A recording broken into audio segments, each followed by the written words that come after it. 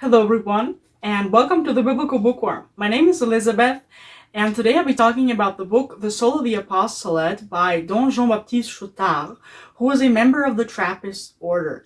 I couldn't find out when exactly the book was first published, but it must have been around the beginning of the 20th century.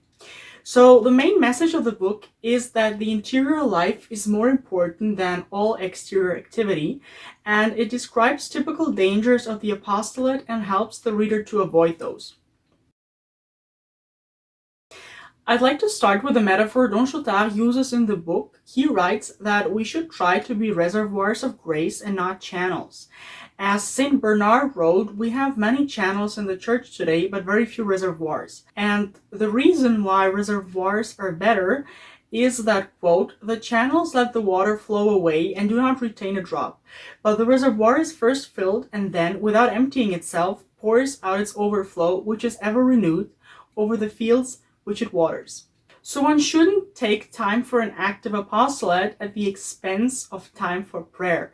He writes that if we let everyone drink from our fountain, which is God's grace, we must not forget to drink from it ourselves. And it wouldn't help you if you saved everyone but lost your own soul because of a lack of prayer. Saint Teresa of Avila once said that he who doesn't practice mental prayer doesn't need a devil to cast him into hell, as he casts himself into hell. The author writes that without mental prayer, it's morally impossible to avoid serious sin, but he reminds us of the fact that what counts is a resolution to pray, and that we shouldn't worry if it's hard for us to focus. We need to be thoroughly convinced of the fact that all God asks of us in this conversation is goodwill. A soul pestered by distractions, but who patiently comes back each day like a good child to talk with God, is making first-rate mental prayer. God supplies all our deficiencies. Another beautiful quote from the book is, action relies upon contemplation for its fruitfulness, and contemplation, in its turn, as soon as it has reached a certain degree of intensity, pours out, upon our active works, some of its overflow. And it is by contemplation that the soul goes to draw directly upon the heart of God for the graces which it is the duty of the active life to distribute. Don Chautard explains how prayer is more powerful than preaching.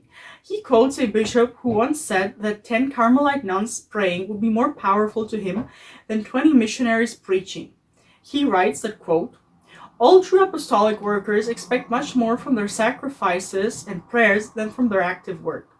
The author also writes that the interior life is not lazy, as anyone who has done the 3 types of work, physical work, intellectual work, and prayer, knows that the interior life requires the most effort. For example, we can be way more inclined to do some exhausting physical work than to spend 30 minutes in serious mental prayer. And he calls the interior life a source of activity beyond compare.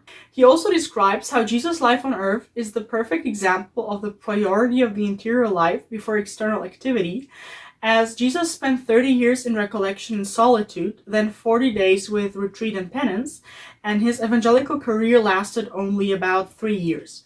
And the author reminds us that the busier you are, the more you need the interior life, or as St. Francis de Sales put it, everyone needs at least half an hour of prayer a day, unless you're busy, because then you need a whole hour. Don Chautard explains that the devil will allow us a few sapphires to get rid of a diamond by allowing us to make progress in the active life if he can prevent us from doing progress in the interior life.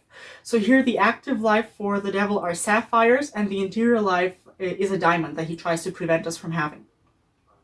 And he writes that an active apostolate without an interior life is dangerous, quote, woe to the man who does not depend upon God during his work. Woe to the man who lives an active life without taking steps to preserve or regain the interior life.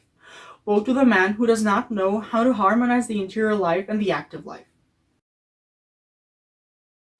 He then talks about how, quote, the extent to which you yourself are able to live on the love of our Lord will be the exact measure of your ability to stir it up in other people. So basically, in order to set others on fire for the faith, you have to be on fire yourself. Don Chautard also explains the importance of holy priests, as the holiness of the people depends on the holiness of the priest. If the priest is a saint, the saying goes, the people will be fervent. And if the priest is fervent, the people will be pious. If the priest is pious, the people will at least be decent. But if the priest is only decent, the people will be godless. The spiritual generation is always 1 degree less intense in its life than those who beget it in Christ. And the reason for this is, as St. Thomas writes, every cause is superior to its effect, and therefore more perfection is needed to make others perfect than simply to perfect oneself.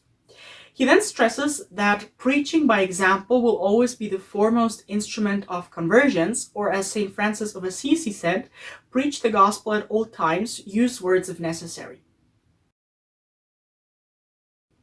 And lastly, I'd like to summarize what the author writes about our dependence on God in all our apostolic endeavors. He compares our dependence on God with the parable of the vine and the branches, where Jesus says in John 15:4, "Remain in me, as I also remain in you. No branch can bear fruit by itself. It must remain with the vine. Neither can you bear fruit unless you remain in me." Don Chautard explains that God paralyzes works that are done without being in accordance with his will, as if he didn't paralyze them, he would encourage pride. He explains that an act of nothing in accordance to God's will is worth more than miracles performed without his accordance. And he writes that zeal will only get results insofar as it is united with the action of Christ himself. Christ does all the work, we are only his instruments. Our Lord only blesses activities that are in accordance with his will and sustained by his strength. And another thing from the book I found interesting is when Don Chautard gives us the reason we can't keep our resolutions. He writes that we depend too much on ourselves and too little on God. He says that we forget to add the second part of Philippians 4:13, where it says, "I can do all things," and the part we forget is "through Christ who strengthens me." Apart from that, he talks about the importance of the Holy Eucharist and a devotion to Mary. Regarding the latter, he writes that, quote, "all guarantee of salvation and sanctity are in proportion to the degree of our devotion to Mary."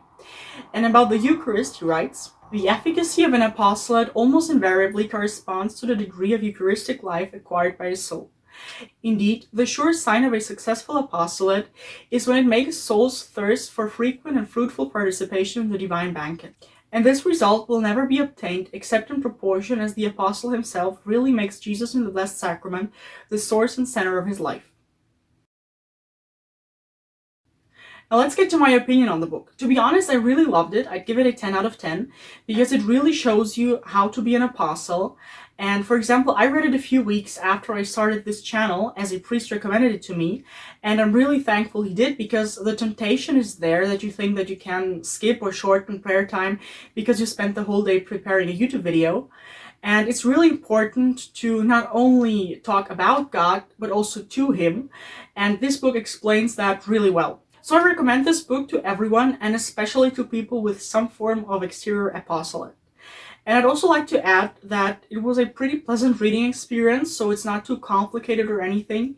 And I'm saying this although I listened to the book as an audiobook version that is spoken by a robotic voice, and I still found the book enjoyable. So I'll probably reread it sometime to be able to really enjoy it. That's been it for today. See you next week. God bless and bye!